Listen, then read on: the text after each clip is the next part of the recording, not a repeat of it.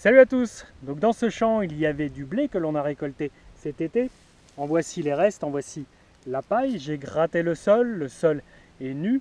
Et dans ces parcelles, la future culture que je souhaite implanter est un tournesol. Le tournesol s'implante au mois d'avril-mai, ici dans notre région en Indre-et-Loire. Nous sommes aujourd'hui au mois d'août 2018, donc il va se passer un grand laps de temps entre aujourd'hui et le semis. C'est pourquoi je me dois de couvrir le sol de ce que l'on appelle une interculture.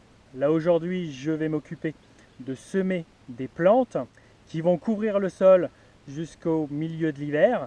Ce sont des cultures que je ne récolterai pas, qui vont être juste là pour couvrir et entretenir le sol. Elles devraient capter les nutriments, capter les nitrates, capter donc les restes d'azote que j'aurais pu épandre, et ces plantes devraient m'apporter de la matière organique à mon sol. Donc c'est quelque chose qu'auparavant nous ne faisions pas. Aujourd'hui la réglementation nous le demande de le faire. Donc c'est quelque chose de nouveau, une technique de semis qui est nouvelle, que je n'ai jamais fait.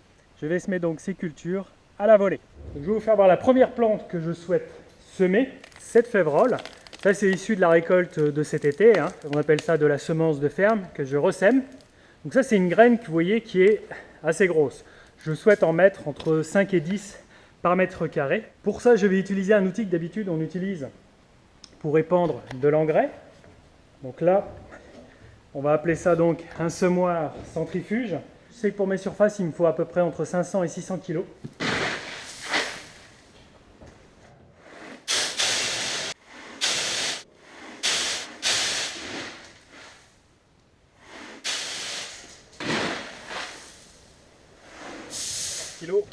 C'est parti.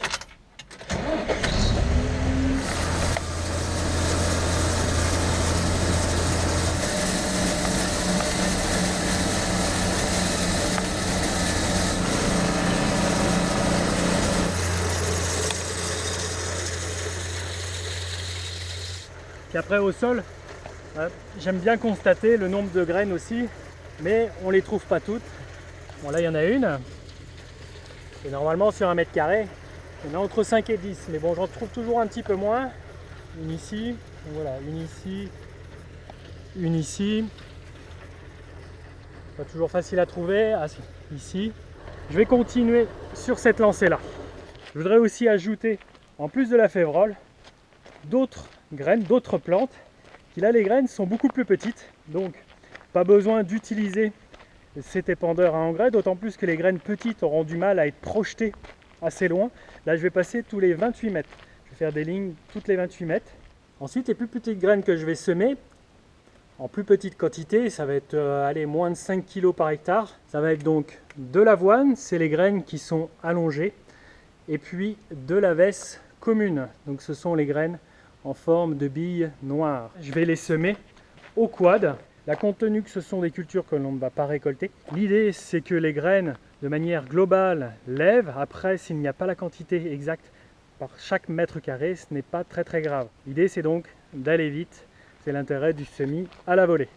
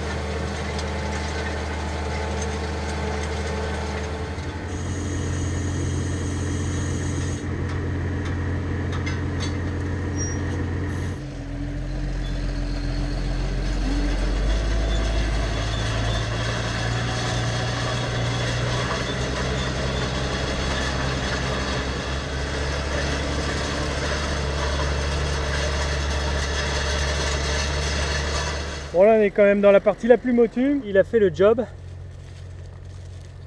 Il a cassé quand même grossièrement les mottes. Et à la prochaine pluie, j'ai bon espoir aussi que ces mottes grossières fondent et enveloppent les graines.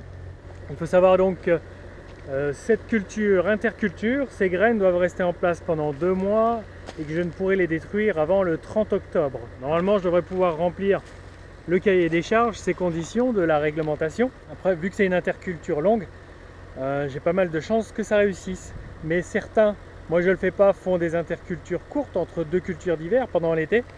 Et souvent de fois, c'est pas évident car la météo, le temps, n'est pas propice à la levée des intercultures sommées. Donc ça, c'est vrai que c'est un aléa qui n'est pas toujours simple à maîtriser. C'est vrai que les dates sur le papier, en théorie, paraissent faisables, mais en fonction des années, c'est pas toujours le cas. Et c'est pas toujours facile à remplir. Voilà, je vais faire tout ça, je vais rouler tout ça. Et puis, la météo n'annonce pas de pluie avant 15 jours. Mais bon, durant septembre, ça devrait arriver quand même. Voilà, à mardi prochain, 7h30. Salut!